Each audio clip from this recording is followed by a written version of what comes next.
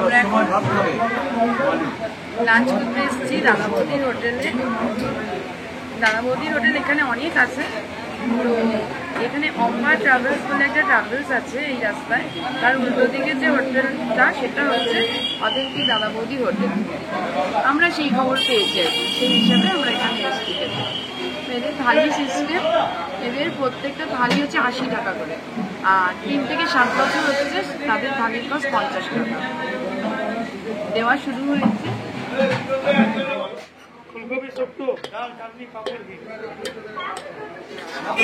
14 বছর আগে এসেছিলাম, আবার 14 বছর পরে।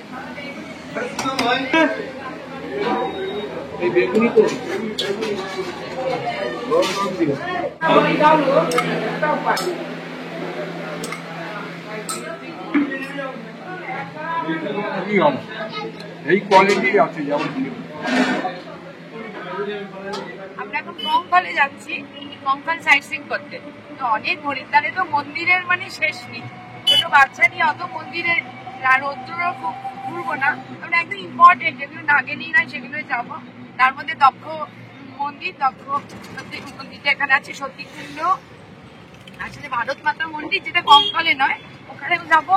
আর মা আনন্দময়ী রাস্তা, এই কটা একদম না দেখলেই নয়, তো এই কটা আমরা দেখি।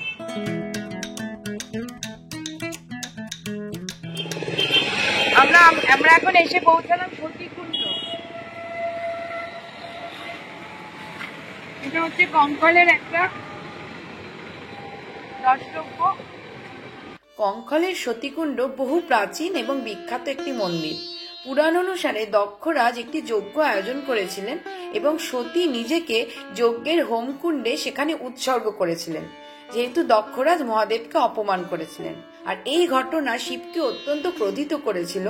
তিনি সতীর জ্বলন্ত দেহটি নিজের কাঁধে তুলে করেছিলেন ধ্বংসের মহাজাগতিক তাণ্ডব নৃত্য। আমরা এখন এসে পৌঁছেছি দক্ষ প্রজাপতির মন্দিরে, আশ্রমে, আর তার সাথে মা শীতলা মাতার মন্দির। এই দুটো আমরা দেখবো এখন।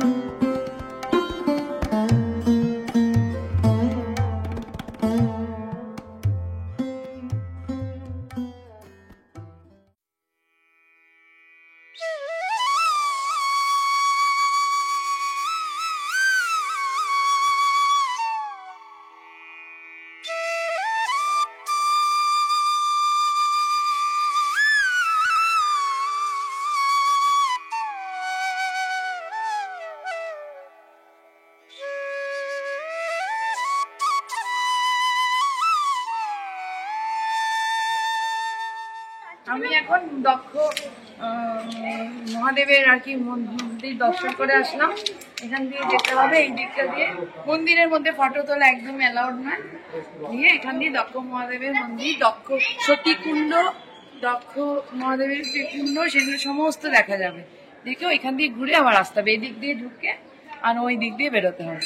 দারুণ লাগলো। একটু ভিড় ছিল, কিন্তু আমি যখন গেলাম তখন বেশি ভিড় ছিল না।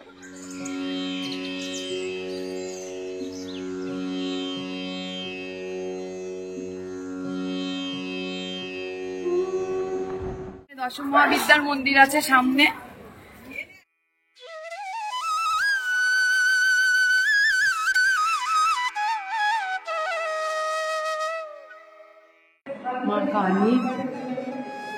মা তারা, মা ষোড়শী,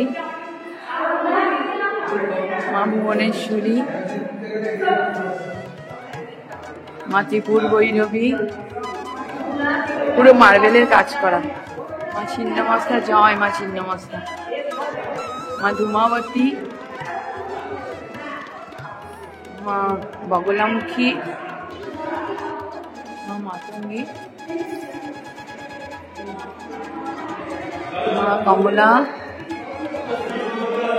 মা সরস্বতী, মা দুর্গা, জয় মা দুর্গা, জয়।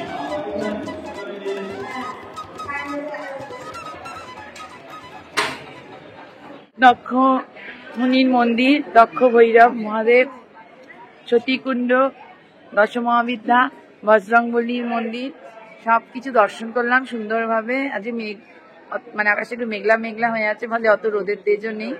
ভীষণ ভালো লাগলো, একটা শান্তি পেলাম এখানে এসে। এই পুরো প্রাঙ্গণটা,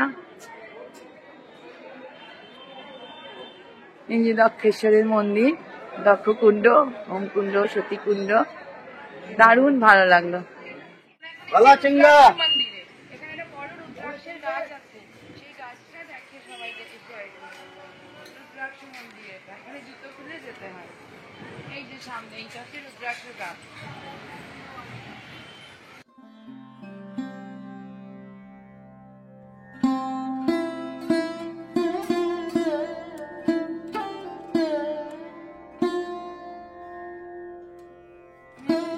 মহাদেব দেখতে যাচ্ছি।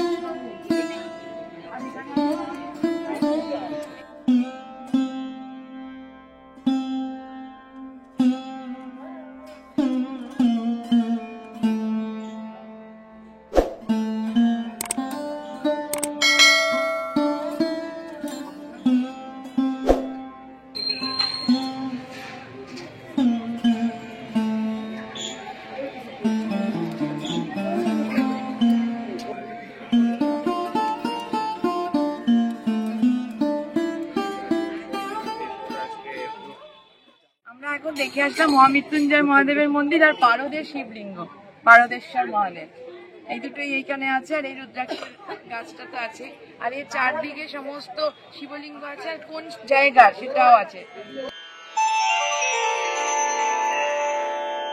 আমরা এখন মা আনন্দময়ী আশ্রমে এসেছি।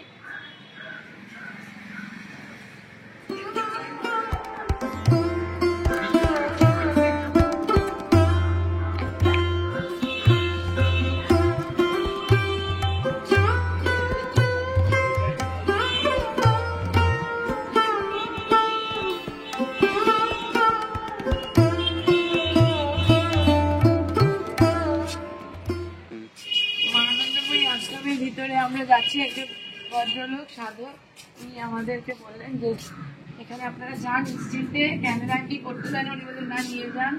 এখানে একটা রুদ্রাক্ষের গাছ আছে, এই যে সামনে।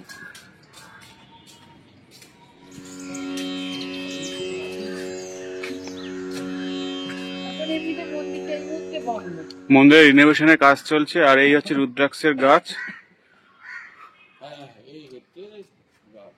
এই যে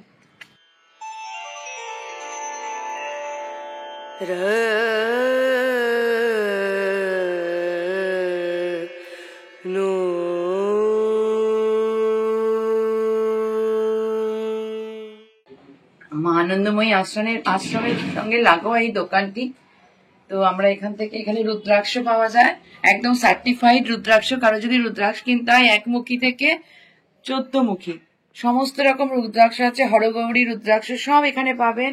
এখানে শঙ্খ, এখানে শিবলিঙ্গ বা নানা রকম পূজার সামগ্রী সবকিছু পাবেন। সব থেকে বড় কথা মা আনন্দময়ী ছবি পাবেন। আর এটা আশ্রম সব, আশ্রম সব এটা। আমরা এখন যাচ্ছি ভারত মাতা মন্দিরে, এখান থেকে অনেক দূরে ভারত মাতা মন্দির। আর আমরা বেরিয়েছি এখন, একটু হাওয়া দিচ্ছে ঠান্ডা, ওই জন্য হুডি টুডি লাগিয়ে বসে আছি। অটো করে আমরা যাচ্ছি, গিয়ে আবার দেখছি আর কি কিরকম আমরা আগে যদিও ভারত মাতা মন্দিরে গেছি, আবার যাচ্ছি অনেক বছর পরে, দেখি কেমন লাগে। আমরা এখন যাবো ঋষিকেশের দিকে, যে রাস্তাটা গেছে সেই দিকে। এটা হরিদ্বার ঋষিকেশ রোডের উপর পড়ে ভারত মাতা টেম্পল।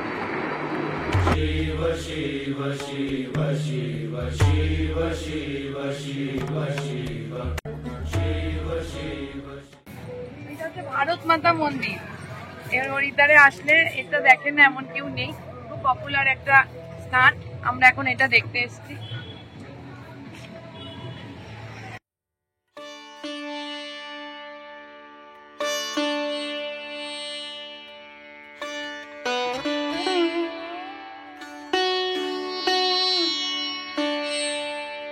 এই আমরা এখন ভারত মাতা মন্দিরে যাচ্ছি, লিফট করে যেতে হয়। এই যে সাইডে জুতো খুলতে হয়, আমরা জুতো খুলে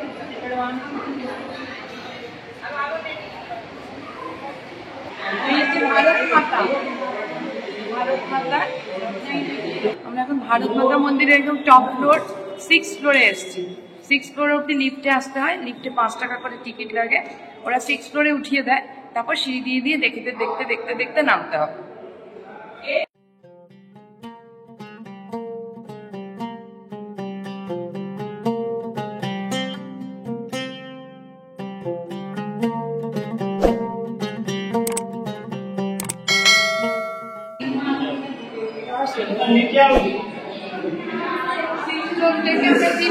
আসলাম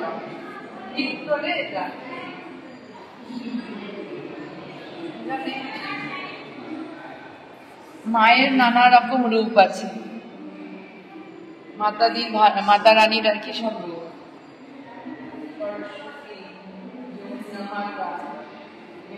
মানে আমাদের ভারতবর্ষে কত রকম দেব দেবী, সেখানে আর কি এখানে ডিসপ্লে করা হয়।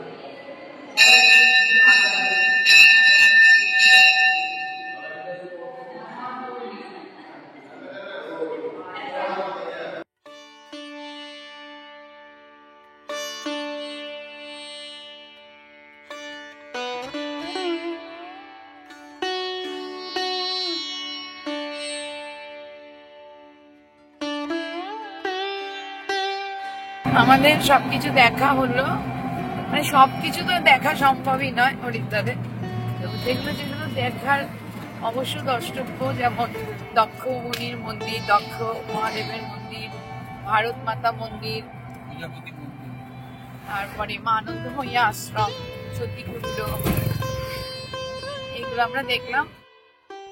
এরপরে আমরা চলে আসলাম হরকি পৌরি ঘাটে সন্ধ্যা আরতি দেখার জন্য, হরিদ্বারের সব থেকে আকর্ষণীয় জিনিস।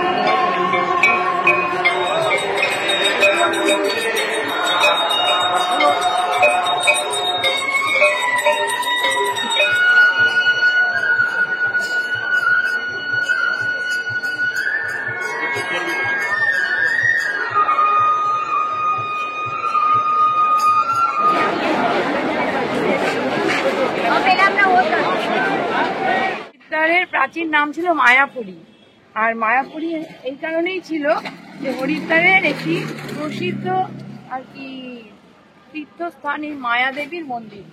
খুব কম লোকজনই এখানে আসেন, কিন্তু হরিদ্বারের এটা বহু প্রাচীন মন্দির, এই মায়াদেবীর মন্দির। আমরা এখন মায়াদেবীর মন্দির দর্শন করতে এসেছি।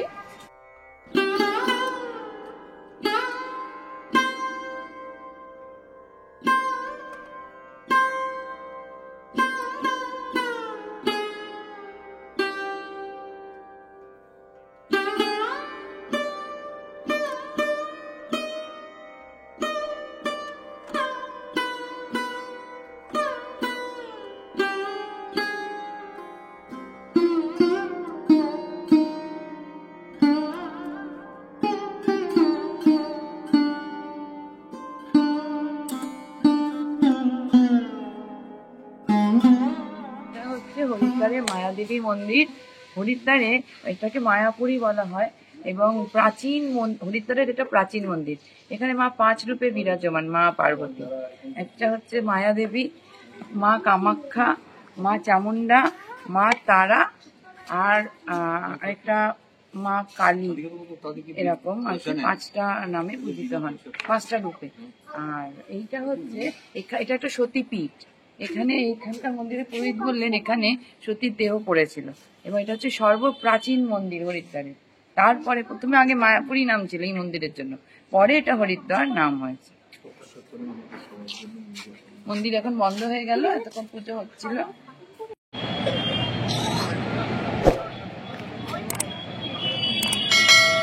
আমরা এখন ফুড কোর্টে খেতে যাচ্ছি। এটা একদম এই হোটেলের নিচেই ফুড কোর্টটা। আর এই আমাদের হোটেলের ঠিক সঙ্গে রেলেরই লাগোয়া একটা ফুড কোর্ট করেছে, রেলেরই ফুড কোর্ট এটা। তো সেখানে আমরা যাচ্ছি, দেখা যাক কি হয়।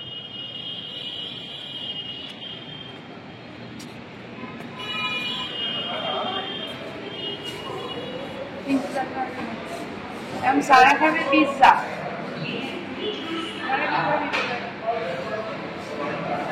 আমি তো আজকে খাবো পিৎজা। এখানে ডমিনোজ রয়েছে, বাগ বাকরি টি রয়েছে, ওয়াঙ্গো রয়েছে, ভাঙ্গো ধোসা ইডলি জন্যে, আর এদিকে রয়েছে বার্গার। এখানে আর একটা রয়েছে পাস্তা, বিভিন্ন রকমের। এখানে মোহনজি পুরি বলে। এখানে রুটি, সবজি, নর্থ ইন্ডিয়ান, চাইনিজ সব এখানে পাওয়া যায়। আমরা খাবার অর্ডার করেছি, সারা খাচ্ছে পিৎজা আর আমরা এই মোহনজি পুরিওয়ালা থেকে খাবো মিক্স পরাঠা, কিন্তু ফ্রাইড নয়, তন্দুরে সেকা। আর এই হচ্ছে সারার প্রিয় জিনিস, ফেভারিট, মোস্ট ফেভারিট পিৎজা। পানির, কর্ন এন্ড ক্যাপসিকাম। ভালো। টেস্টি।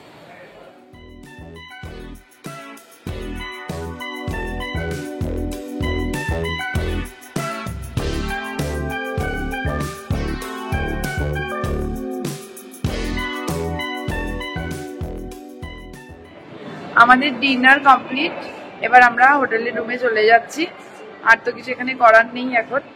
আর আমাদের এবার কালকে সকালে বেরোনো, বলে ব্যাগটা গোছাতে হবে, তার জন্য আমরা বেরিয়ে যাচ্ছি। আবার কালকে একটা নতুন এপিসোডের সাথে আপনাদের সাথে দেখা হবে।